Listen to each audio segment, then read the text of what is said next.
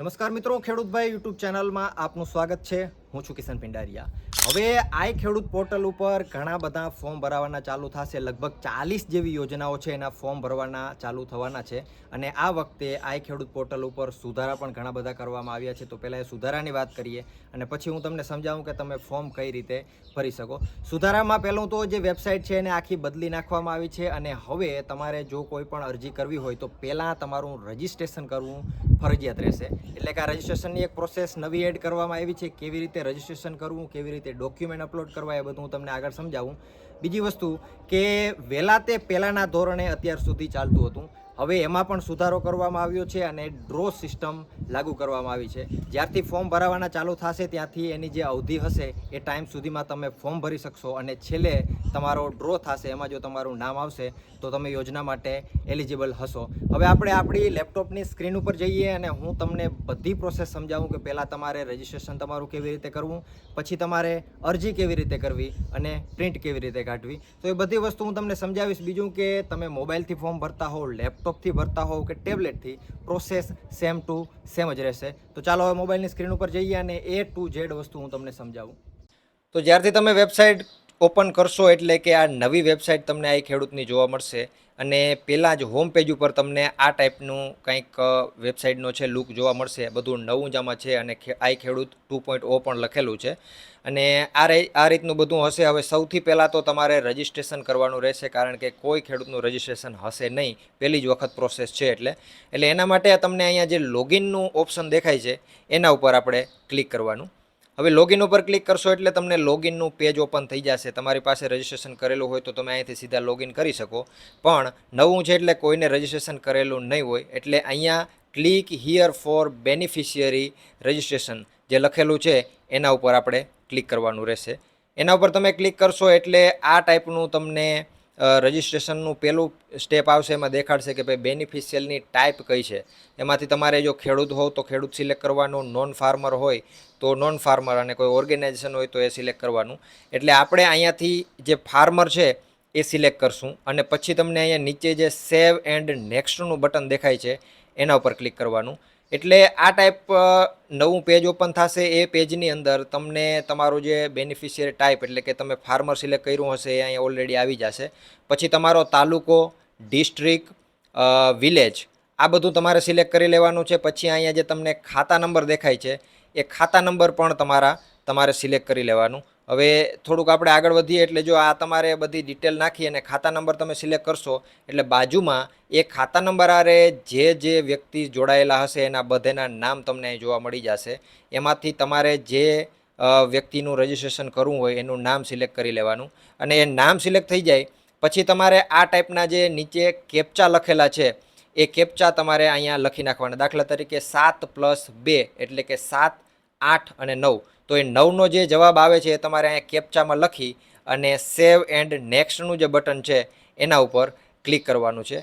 હવે એ રીતનું તમે ક્લિક કરશો એટલે વળી એક નવું પેજ ઓપન થશે. એની અંદર તમારો જે મોબાઈલ નંબર છે એ તમારે નાખી દેવાનો. મોબાઈલ નંબર ફરજિયાત રહેશે અને ઈમેલ આઈડી જો તમારે નાખવું હોય તો ઈમેલ આઈડી પણ તમે નાખી શકો. અને બાજુમાં તમારા જે પાસવર્ડ બનાવો એ પાસવર્ડ એક બનાવવાના છે, જેથી તમે ફરીથી જે લોગિનની પ્રોસેસ છે લોગિનની પ્રોસેસ કરી શકો. હવે આ પાસવર્ડ અને કન્ફર્મ પાસવર્ડ બેયમાં સેમ જ પાસવર્ડ તમારે નાખી અને નીચે જે કેપ્ચા છે એમાં એનો જે જવાબ આપતો હોય એ કેપ્ચામાં લખી અને પછી જે આ સબમિટનું બટન છે એના ઉપર આપણે ક્લિક કરવાનું છે. હવે તમે સબમિટ કરશો એટલે ફરીથી તમે લોગિનના પેજ ઉપર વયા જશો. એનો મતલબ એ કે તમારું રજિસ્ટ્રેશન થઈ ગયું છે. હવે અહીંયાથી તમે જો તમારા મોબાઈલ નંબર નાખવા હોય તો મોબાઈલ નંબર નાખી નીચે તમને જે પાસવર્ડ બનાવ્યા હોય એ પાસવર્ડ નાખી દેવાના અને જે કેપ્ચા બનતા હોય એ કેપ્ચા નાખી અને તમે લોગિન કરી શકો. તમને પાસવર્ડ નાખવા ના હોય અને ઓટીપીથી લોગિન કરવું હોય તો ઓટીપીનો ઓપ્શન સિલેક્ટ કરી અને પછી તમે આગળ વધી શકો.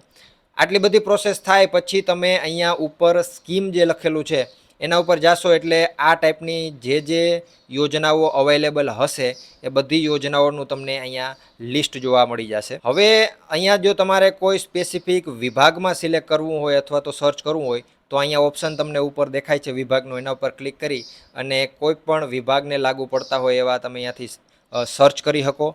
અને પછી દાખલા તરીકે ટ્રેક્ટરની ટ્રોલીની અત્યારે અરજી થાય છે તો એના જે દસ્તાવેજોની જરૂર પડે એવા છે એ દસ્તાવેજોનું લિસ્ટ પણ તમને અહીંયા જોવા મળશે. એના ઉપર તમે ક્લિક કરશો દસ્તાવેજ ઉપર એટલે કયા કયા ડોક્યુમેન્ટની તમારે જરૂર હોય એ દેખાડશે.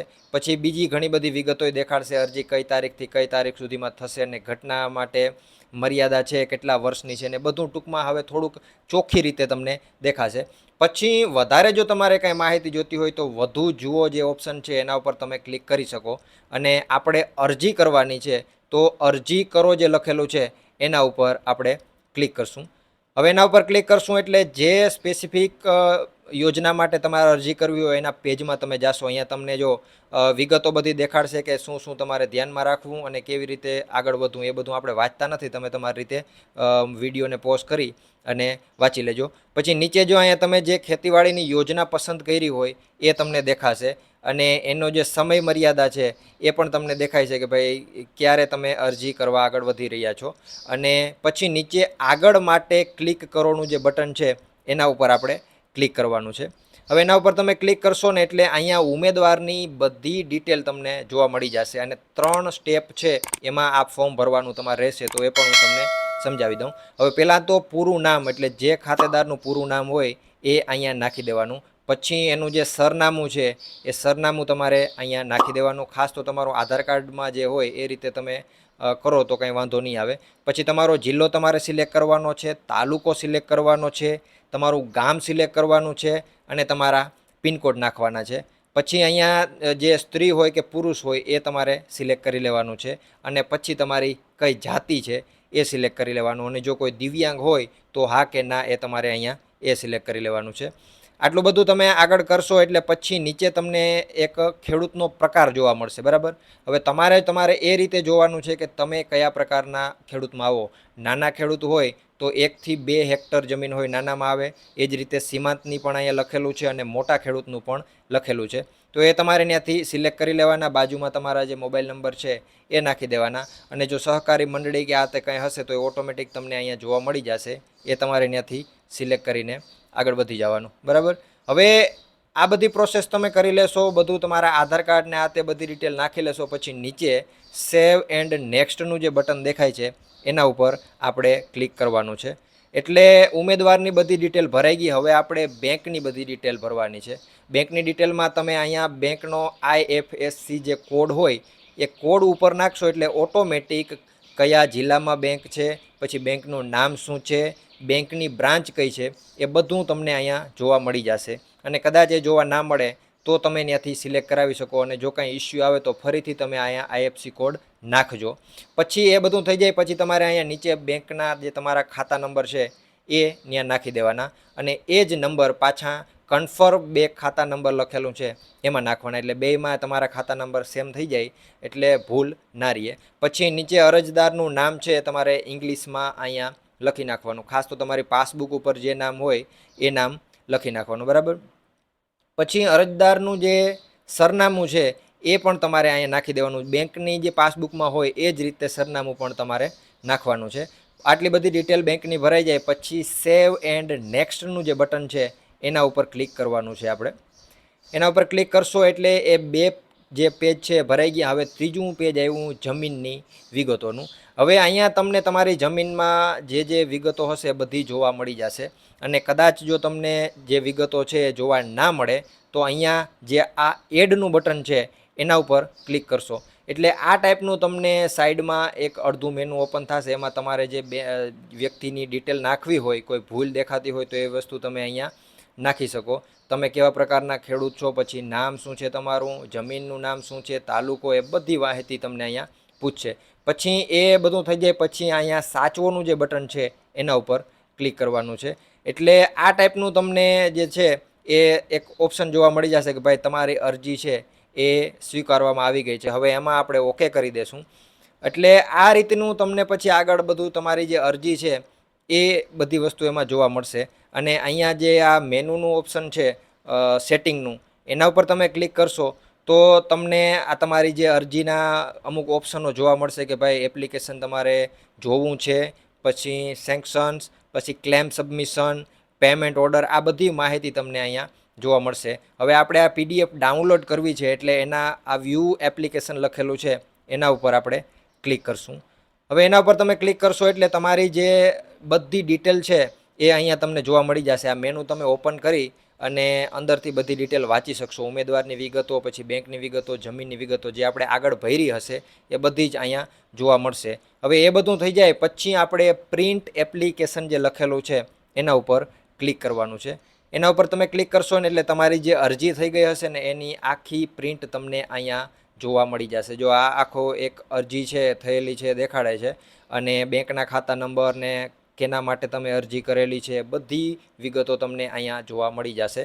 તો આ રીતે તમે અરજી છે એ હવે નવી પદ્ધતિથી કરી શકશો. ખાસ તો મેઇન વસ્તુ એ છે કે વહેલા તે પહેલાંના ધોરણેવાળી જે પ્રોસેસ હતી એ હવે આ વખતે કાઢી નાખવામાં આવેલી છે. બધા ફોર્મ ભરાશે, એની અવધિ હશે એ ટાઈમ પ્રમાણે ફોર્મ ભરાશે અને છેલ્લે એક ડ્રો થશે, એમાં તમારું નામ આવશે એટલે તમે અહીંયા જે છે એ એલિજિબલ થઈ જશો. ખાસ તો 41 દિવસ જેવો સમય હશે અને ઘણા બધા ઘટકો માટે યોજનાઓના ફોર્મ તમે ભરી શકશો.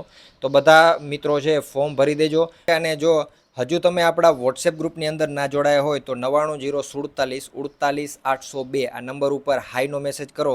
તમે આપણે આ વોટ્સએપ ગ્રુપની અંદર જોડાઈ જશો અને આવી યોજનાઓને લગતી માહિતી અથવા તો ખેતીને લગતી બીજી માહિતી સૌથી પહેલાં જો કોઈ તમને પ્રોવાઈડ કરતું હોય તો એ આપણું ખેડૂતભાઈનું પ્લેટફોર્મ જ છે, અને અહીંયાથી જ સૌથી પહેલાં માહિતી બધી જગ્યાએ જતી હોય છે. એટલે આપણા વોટ્સએપ ગ્રુપમાં જોડાઈ જાજો. બાકી જો વિડીયો પસંદ આવે તો વિડીયોને લાઇક કરી દેજો. ચેનલ ઉપર નવા હોવ અને ચેનલને હજુ જો સબસ્ક્રાઈબ ના કર્યું હોય તો સબસ્ક્રાઈબ કરી નાખો અને તમારા મિત્રોમાં વિડીયોને શેર કરી દો. મળશું એક નવા વિડીયો સાથે. વિડીયોમાં અંત સુધી બને રહેવા બદલ આપનો ખૂબ ખૂબ આભાર.